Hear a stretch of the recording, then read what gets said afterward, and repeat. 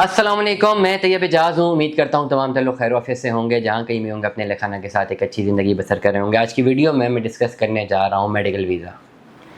Medical visa के हवाले से वो तमाम लोग ज़रा गौर से सुन लीजिए कि आप मेडिकल की बेस पे तभी वीज़ा अप्लाई कर सकते हैं जब आपका जेन्युइनली मेडिकल इशू हो।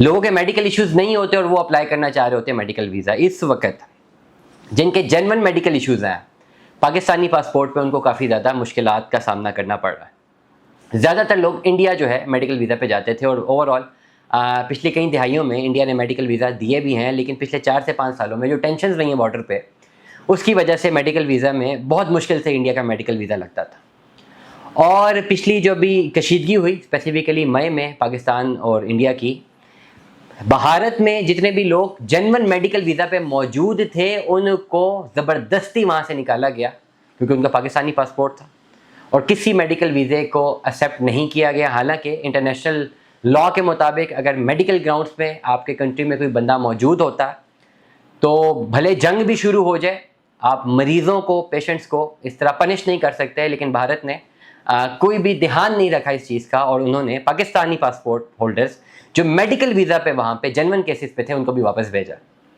तो इसका एक बात तो बिल्कुल तय है कि इन हालात में स्पेसिफिकली ऑन पाकिस्तानी पासपोर्ट आप मेडिकल वीज़ा इंडिया का अप्लाई नहीं कर सकते। In case of extreme emergency भी इस वक्त आपके पास कोई ऑप्शन मौजूद नहीं है, क्योंकि जिन लोगों के वीज़े लगे हुए थे हमने विटनेस किया मई में कि उनको वापस भेजा गया और बहुत ही बेदर्दी के साथ उनको वापस भेजा गया है।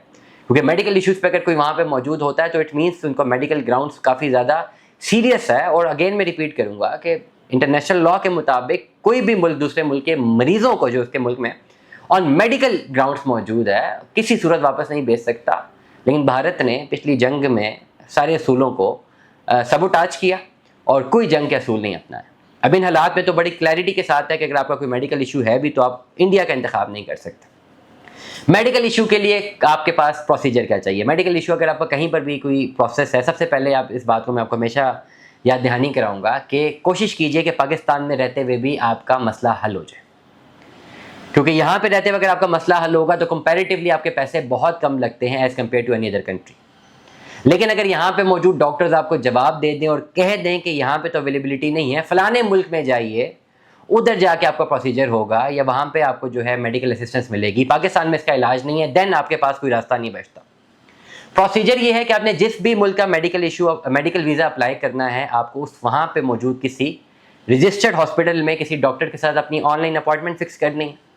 ऑनलाइन अपॉइंटमेंट के बाद आपने डॉक्टर से कंसल्ट करना है, उसको अपनी रिपोर्टें शेयर करनी है और अगर वो डॉक्टर कहें कि हाँ भाई आपका इलाज आपके मुल्क में मौजूद नहीं है, हमारे मुल्क में आपका इलाज मौजूद है, और डॉक्टर प्रॉपर अपने लेटर हेड पे या हॉस्पिटल के लेटर पे आपको लिख के इन्विटेशन लेटर दे, सिर्फ वही एडमिसेबल होगा एम्बेसी में। अगर डॉक्टर ये लिख के नहीं देते और आपके पास इन्विटेशन लेटर या जो भी ऑफर लेटर नहीं होता और वो साइन एंड स्टैम्प नहीं होता तो आप एम्बेसी में अपना केस फाइल नहीं कर सकते।